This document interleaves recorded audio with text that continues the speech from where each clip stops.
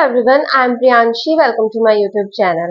इस वीडियो में मैं आपको पढ़ाऊंगी about the UDI. UDI stand for universal design learning. This is also unit 5 of the paper curricular strategies and adaptations for children with hearing impairment.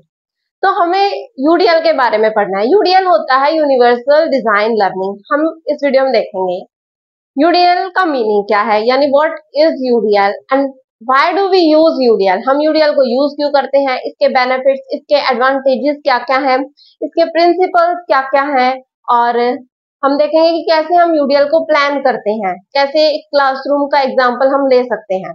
तो let's start from the first topic, that is what is UDL. UDL होता क्या है? UDL होता है universal design for learning. It is a teaching approach. UDL जो है वो एक पढ़ाने का एक तरीका है, एक अप्रोच है दैट वर्क्स टू एकोमोडेट, जिसका कार्य होता है एकोमोडेट करना, यानी सबको एक साथ लेना, अपने अंदर समाहित करना।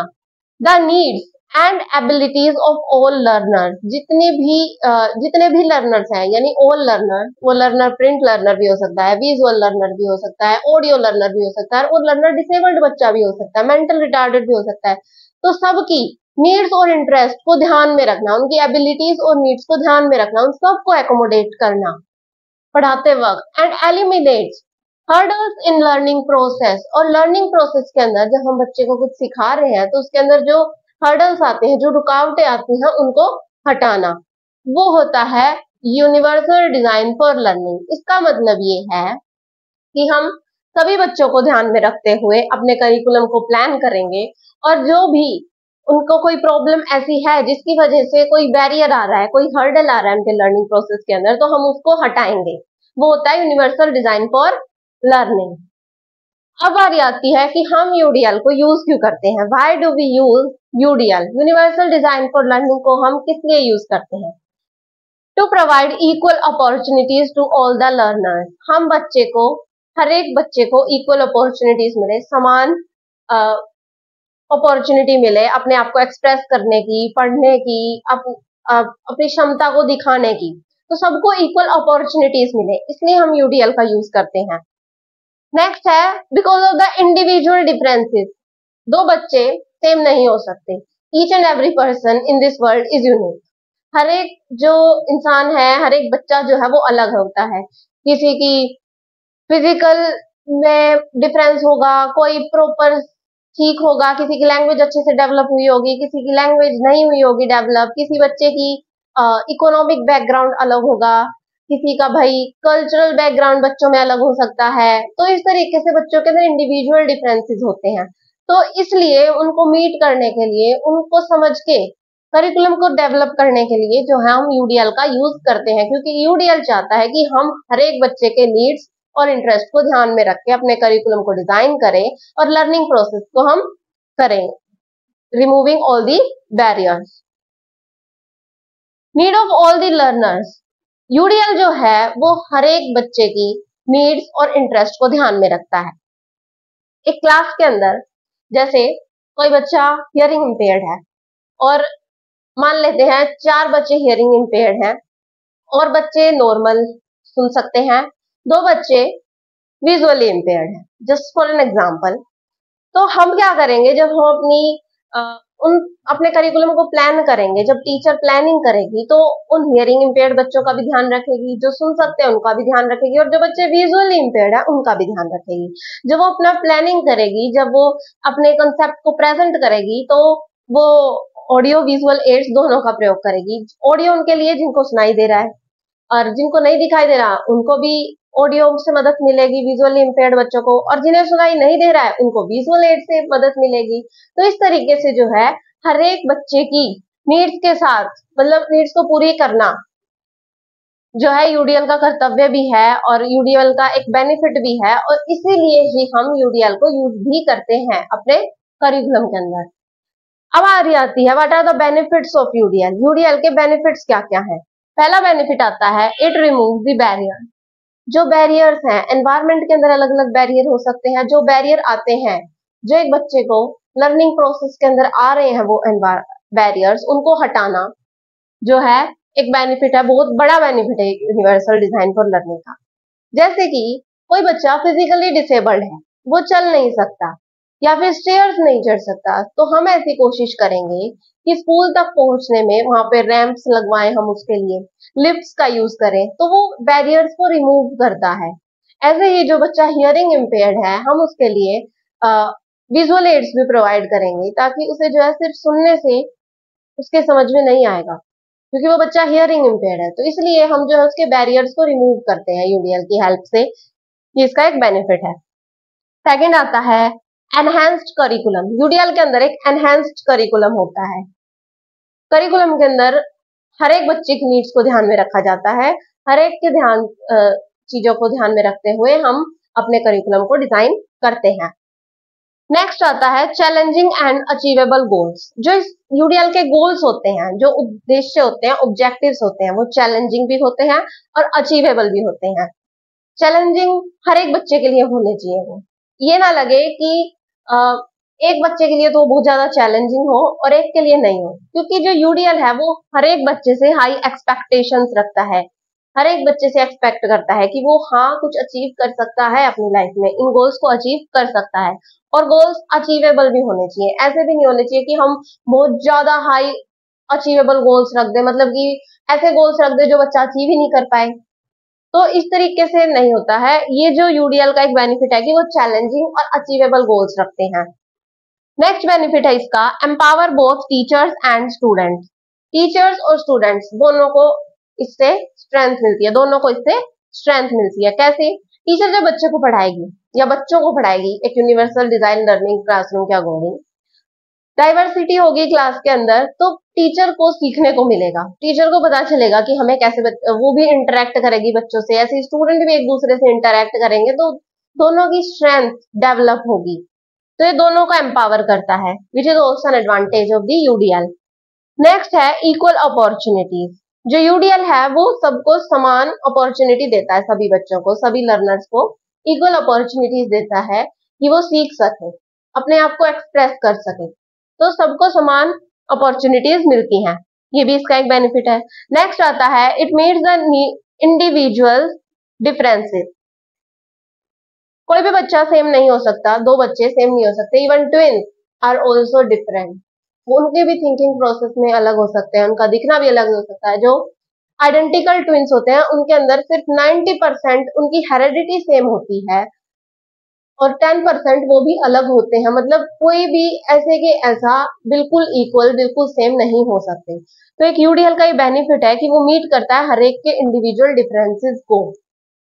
कोई बच्चा फिजिकली स्ट्रांग होगा, कोई मेंटली स्ट्रांग होगा, तो हर एक बच्चे की स्ट्रेंथ देखता है, हर एक बच्चे की वीकनेसेस देखता है, तो हर एक के डिफरेंसेस के अकॉर्डिंग करिकुलम प्लान किया जाता है। तो जो यूडीएल का एक ग्रेट बेनिफिट है ये कि वो हर एक बच्चे की डिफरेंसेस, जो इंडिविजुअल डिफरेंसेस है, उसको वो मीट करता है, उसके हिसाब से करिकुलम को डिजाइन किया जाता है। नेक्स्ट आता है हु गेट बेनिफिट। अब एक बात सोच के देखिए, यूडीएल से सबसे ज्यादा बेनिफिट किसको मिलेगा? जो नॉर्मल बच्चे हैं उनको भी मिलेगा। कैसे? वो बच्चे से इंटरेक्ट करेंगे, पीयर इंटरेक्शन करेंगे, उनके अंदर एक मोरल वैल्यू डेवलप होगी। अब जो बच्चे डिसेबल्ड हैं उनको भी बेनिफिट मिलेगा, क्योंकि वो ऐसे फीलिंग ऑफ इंक्लूजन फील होगा उनके अंदर कि हाँ मैं भी इस सोसाइटी का हिस्सा हूँ, मैं भी एक क्लासरूम का हिस्सा हूँ। डिसेबल्ड बच्चे भी फायदा होगा। माइग्रेंट लेबरर्स के बच्चे, जो माइग्रेंट वर्कर्स होते हैं, कहीं दूर से आ गए, तो वो इतना अफोर्ड नहीं कर पाते, उनके बच्चे थोड़े से लेट हो जाते हैं पढ़ाई के अंदर, तो उनको भी ये हेल्प करेगा। और जो बच्चे डिसेबल्ड हैं उनको भी हेल्प करेगा। और जो बच्चे चाइल्ड लेबरर्स हैं उनके लिए भी बनाया गया है कि यूडीएल का मतलब है कि बच्चे के अंदर कैसा भी डिफरेंस क्यों ना हो, चाहे वो इकोनॉमिक, सोशल, कल्चरल, जेनेटिक और फिजिकली कैसे भी वो क्यों ना अलग हो, हम बच्चे को एक जैसा समान अपॉर्चुनिटीज प्रोवाइड करेंगे, उनको पढ़ाई करवाएंगे, उनको लर्निंग प्रोसेस करेंगे by removing all the barriers which are coming in their learning process. तो ये थे बेनिफिट्स ऑफ द यूडीएल। अब बारी आती है what are the principles of UDL. UDL universal design for learning के सिद्धांत क्या क्या हैं? 3 सिद्धांत हैं इसके, 3 प्रिंसिपल्स हैं। पहला है representation, second is expression and third is engagement. तो पहला रिप्रेजेंटेशन क्या कहता है, ये होता है कि we have to represent the concept for learning in multiple way. अलग अलग बच्चे हैं, अलग अलग डिफरेंसेस हैं, तो हमें जो है अपने कंसेप्ट को अलग अलग तरीके से रिप्रेजेंट करना चाहिए, क्योंकि हमने पढ़ा था कि जो लर्नर्स होते हैं वो अलग अलग तरीके के होते हैं। कोई टच करके सीखता है, कोई टेक्टाइल लर्नर होता है, कोई प्रिंट मटेरियल से सीखता है, दैट इज वो प्रिंट लर्नर है, कोई ऑडियो से सीखता है तो वो ऑडियो लर्नर है, कोई देख के सीखता है वो विजुअल लर्नर। तो अलग अलग टाइप के लर्नर्स हैं, तो हमें जो है हर एक प्रकार से अपने कंसेप्ट को रिप्रेजेंट करना चाहिए बच्चों को, ताकि उनकी बेटर लर्निंग हो सके। नेक्स्ट है प्रिंसिपल इसका एक्सप्रेशन। हमें जो है बच्चे को पूरी फ्रीडम देनी चाहिए कि वो अपने आप को एक्सप्रेस कर सके, और एक्सप्रेशन इन द फॉर्म ऐसे हो सकता है कि जो बच्चा जिस चीज में सुटेबल है हम उस तरीके से उसका टेस्ट ले सकते हैं। जैसे किसी बच्चे का हम पेन पेपर टेस्ट ले सकते हैं, यानी रिटन टेस्ट ले सकते हैं, क्योंकि उसकी राइटिंग स्किल्स ठीक है। लेकिन जो बच्चा जिसकी राइटिंग स्किल्स ठीक नहीं है, जिसको डिस्ग्राफिया है, डिस्ग्राफिया होता है रिलेटेड टू द राइटिंग, एक लर्निंग डिसेबिलिटी है जिसके अंदर बच्चा लिख नहीं पाता है ढंग से, तो उस बच्चे से हम ओरल टेस्ट ले सकते हैं। मतलब उसका भी एक्सप्रेशन हो रहा है, हमें उसकी नॉलेज को चेक करना है, तो दोनों तरीके से एक्सप्रेशन हो रहा है बच्चे का। तो ये था दूसरा principle. Third principle is engagement. हमें बच्चे को मोटिवेट करना है कि वो लर्निंग प्रोसेस के अंदर एंगेज हो। हमें जो है अपने कॉन्सेप्ट को एक इंटरेस्टिंग वे में रिप्रेजेंट करना चाहिए कि बच्चे का इंटरेस्ट डेवलप हो, ताकि वो उसको समझे, सुने, उस लर्निंग प्रोसेस में हिस्सा ले, यानी बच्चों का एंगेजमेंट हो उस चीज में। तो ये थे तीन प्रिंसिपल्स। रिप्रेजेंटेशन जो कहता है कि हमें अपने कंसेप्ट को मल्टीपल वेज में रिप्रेजेंट करना चाहिए। दूसरा है एक्सप्रेशन, कि हमें बच्चे को पूरी फ्रीडम देनी चाहिए कि वो कैसे अपने आप को एक्सप्रेस करना चाह रहे हैं अपने नीड्स और इंटरेस्ट के अकॉर्डिंग। थर्ड इज एंगेजमेंट, कि हमें बच्चे को इंटरेस्टिंग कंसेप्ट इंटरेस्टिंग वे से पढ़ाना चाहिए, ताकि वो जो है मोटिवेट हो एंगेज होने के लिए लर्निंग प्रोसेस के अंदर। अब बारी आती है school environment according to the UDL. School environment कैसा होनी चाहिए यूडीएल के अकॉर्डिंग? जैसे जो ट्रांसपोर्टेशन, पहली बारी आती है ट्रांसपोर्टेशन की। अब जो बच्चा फिजिकली हैंडीकैप है तो उसके लिए हम ट्रांसपोर्टेशन प्रोवाइड करेंगे कि उसके लिए बच्चा घर से उसको लेके जाए और स्कूल तक उसको पहुंचाए। और या फिर जो बच्चा विजुअली इम्पेयर्ड है, अब वो खुद कैसे आएगा, तो उसके लिए भी हम ट्रांसपोर्टेशन प्रोवाइड करेंगे, ताकि जो है उसका जो एनवायरनमेंट है वो बैरियर फ्री बने। नेक्स्ट इज रैम्प्स और लिफ्ट्स। ऐसे ही हम रैम्प्स बनवाएंगे, लिफ्ट्स बनवाएंगे instead of the stairs. Stairs की बजाय रैम्प्स, जो बच्चा चल सकता है वो रैम्प पे भी चल लेगा, और जो बच्चा नहीं चल सकता, जो फिजिकली हैंडीकैप है, तो वो स्टेयर्स पे नहीं चढ़ सकता। लेकिन एक नॉर्मल बच्चा और फिजिकल हैंडीकैप बच्चे दोनों रैम्प्स और लिफ्ट का यूज कर सकते हैं। तो ऐसे हमें जो है एनवायरनमेंट को अपना मॉडिफाई करना चाहिए। तीसरी बात आती है easy access to all the resources. हमें बच्चे को इजी एक्सेस मतलब कि आसानी से वो पहुंच सके जितने भी रिसोर्सेज है, लाइब्रेरी में भी जा सके, ट्रांसपोर्टेशन भी उसे अच्छे से मिले, इंफॉर्मेशन जो उसे चाहिए रिसेप्शन वगैरह से वो भी वो ले सके, टॉयलेट जा सके, वाटर पी सके, मतलब हर एक रिसोर्सेज को उसकी इजी पहुंच हो, आसानी से वो पहुंच सके, easy access to all the resources. तो ऐसा हमें स्कूल एनवायरनमेंट बच्चे को प्रोवाइड करना चाहिए, ताकि जो इंडिविजुअल डिफरेंसेस हैं वो एक हर्डल, एक बैरियर ना बने उनके लर्निंग प्रोसेस के अंदर। अब बारी आती है teacher universal design for learning के अकॉर्डिंग कैसे अपने कंसेप्ट को, कैसे अपने लेसन को प्लान करेगी। तो वो तीन चीजों को ध्यान में रखेगी पहले प्लान बनाते वक्त, व्हाट, हाउ एंड व्हाई। वो पहले सोचेगी व्हाट टू बी टॉट, मुझे क्या पढ़ाना है, मतलब उसके लेसन का टॉपिक क्या है और उसके अंदर क्या क्या सब टॉपिक्स मुझे पढ़ाने हैं। दूसरी बात आती है हाउ, कैसे पढ़ाना है, हाउ टू बी टॉट, वो कैसे पढ़ाएगी, कौन से मटेरियल्स का वो यूज करेगी, कौन सी टेक्स्ट बुक का वो यूज करेगी, कैसे क्वेश्चंस पूछेगी बच्चे से। तो इस तरीके से वो आता है हाउ टू बी टॉट, कैसे वो पढ़ाएगी। थर्ड थिंग इज वाई, क्यों पढ़ा रही है वो, जो उसके पढ़ाने के ऑब्जेक्टिव्स क्या क्या हैं, वो आते हैं वाई के अंदर की मैं चैप्टर पढ़ाऊंगी ताकि जो बच्चे के अंदर ये सारी चीजें डेवलप हो। जैसे अगर टीचर बनाए कि मुझे पढ़ाना है अबाउट दी क्लोथ्स, क्लोथ्स के बारे में पढ़ाना है, तो टीचर बताए देखेगी कि व्हाट हो गया कि मुझे क्लोथ्स के बारे में पढ़ाना है। हाउ कैसे पढ़ाएगी, भाई वो टेक्स्ट बुक का यूज करेगी, बच्चों को एंगेज करेगी कि अलग अलग फैब्रिक्स दिखाएगी, क्लोथ्स दिखाएगी, वुलन क्लोथ दिखाएगी, विजुअल रिप्रेजेंटेशन करके दिखाएगी, या फिर कुछ टेक्टाइल इंफॉर्मेशन भी प्रोवाइड कर सकते हैं ताकि बच्चे टच करके देख सकें, और किसी शॉप पे भी लेके जा सकती है जहाँ पे अलग अलग टाइप के कपड़े मिलते हो। तो इस तरीके की वो हाउ में आ गया कि वो कैसे क्या करेगी। तीसरी बात आती है वाई। अब वो क्या क्यों पढ़ा रही है उसको, ताकि बच्चों को इंफॉर्मेशन मिले। ऑब्जेक्टिव्स क्या क्या हैं, तो ऑब्जेक्टिव रखेगी कि भाई मेरे को बताना है कि समर के अंदर कैसे कपड़े पहनते हैं, या फिर अलग अलग सीजन के हिसाब से कैसे कपड़े पहनते हैं। और हो सकता है कि भाई अलग अलग fabric, natural fabric, synthetic fabric, इनका कंसेप्ट को समझाना। तो इस तरीके से जो है वो अपने उसको प्लान करेगी। अब आते हैं 3 स्टेजेस। अब उसने सब कुछ प्लान कर दिया, अब 3 स्टेजेस आते हैं कि वो कैसे पढ़ा रही है। पहला आता है इंट्रोडक्शन। वो इंट्रोडक्शन देगी कंसेप्ट का। उसने बताया कि भाई बच्चों आज हम क्लोथ्स के बारे में पढ़ेंगे, और उनकी प्रायर नॉलेज यानी प्रीवियस नॉलेज को चेक करेगी कि उनको कितना पता है कपड़ों के बारे में। तो इस तरीके के वो क्वेश्चंस पूछ सकती है जिसके प्रीवियस नॉलेज से रिलेटेड हो सकते हैं। सेकंड आता है बॉडी ऑफ टेक्स्ट। फिर वो पढ़ाना शुरू करेगी, बारे में बताएगी, अलग अलग वे से रिप्रेजेंट करेगी। फिर आती है असेसमेंट ऑफ लर्निंग। अब पढ़ाने के बाद वो उनको चेक करेगी, उनको असेस करेगी कि उन्होंने कितना सीखा है, उसके जो ऑब्जेक्टिव्स थे वे उन्होंने अचीव किए हैं या नहीं। तो ये 3 स्टेजेस में जो है एक क्लासरूम के अंदर एक कंसेप्ट पढ़ाया जा सकता है। ये थी प्लानिंग। अब बारी आती है यूडीएल क्लासरूम। एक यूडीएल क्लासरूम कैसा होना चाहिए, जो यूनिवर्सल डिजाइन फॉर लर्निंग के ऊपर बेस्ड क्लासरूम है वो कैसा होना चाहिए। पहला पॉइंट आता है बैरियर फ्री एनवायरनमेंट। जो एनवायरनमेंट हो वो बिल्कुल बैरियर फ्री हो। हमने पढ़ा था कि बैरियर फ्री हम कैसे बना सकते हैं।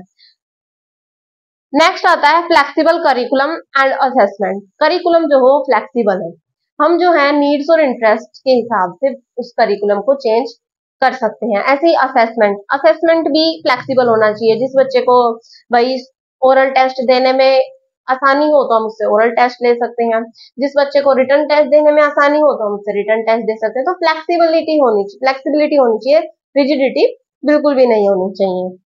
थर्ड थिंग आती है फ्लेक्सिबल सिटिंग अरेंजमेंट। ऐसे ही जो सिटिंग अरेंजमेंट है, जैसे बच्चे बैठ रहे हैं वो भी फ्लेक्सिबल होना चाहिए।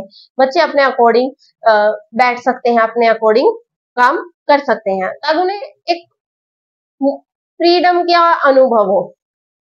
नेक्स्ट आता है चॉइस ऑफ असाइनमेंट्स। हमें बच्चे को असाइनमेंट्स और प्रोजेक्ट्स बनाए जाते हैं उनकी चॉइस देनी चाहिए कि वो अपने अकॉर्डिंग, जैसे मैम ने क्लोथ के बारे में पढ़ाया तो मैम बोलेगी आपको इसके ऊपर एक असाइनमेंट बनाना है, या तो वो टॉपिक दे सकती है अलग अलग, और फिर बच्चों को बोल सकती है जो आपको टॉपिक अच्छा लगे उसके ऊपर एक असाइनमेंट तैयार कर लो। या फिर वो कह सकती है कि मैंने क्लोथ चैप्टर पढ़ाया है, अब आपको इसके ऊपर कोई असाइनमेंट बनाना है। तो बच्चे को चॉइस होनी चाहिए असाइनमेंट, क्योंकि फिर वो अपने नीड्स और इंटरेस्ट के हिसाब से उस चीज को बनाएगा।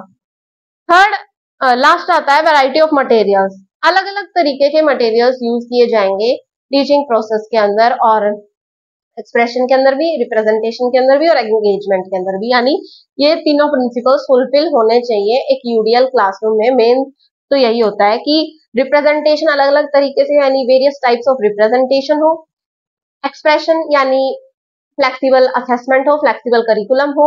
थर्ड आता है एंगेजमेंट। बच्चे जो एंगेजमेंट हो तो वैरायटी ऑफ मटेरियल्स हो सकते हैं, वैरायटी ऑफ को करिकुलर एक्टिविटीज भी करा सकते हैं हम बच्चों से, ताकि उनको एंगेजमेंट वो हो सके लर्निंग प्रोसेस के अंदर। तो this is all about UDL, universal design for learning. हमने पढ़ा यूडीएल होता क्या है। यूडीएल होता है कि हम बच्चे को किसी भी प्रकार के डिफरेंसेस उनके बीच में हो, हम फिर भी उनको इक्वल अपॉर्चुनिटीज प्रोवाइड करेंगे और एक बैरियर फ्री एनवायरनमेंट प्रोवाइड करेंगे, ताकि जो है उनकी लर्निंग प्रोसेस अच्छी हो सके। तो हमने पढ़ा कि भाई क्यों चाहिए हमें यूडीएल, बेनिफिट्स क्या क्या है यूडीएल के, प्रिंसिपल्स क्या क्या है यूडीएल के, और स्कूल एनवायरनमेंट को कैसे यूडीएल के अकॉर्डिंग बना सकते हैं, प्लानिंग कैसे कर सकते हैं, और एक यूडीएल क्लासरूम कैसा होता है। तो मैं आशा करती हूँ कि आपको सब कुछ समझ में आ गया होगा अबाउट द यूडीएल जो मैंने पढ़ाया। Thank you for watching my video and don't forget to subscribe to my channel.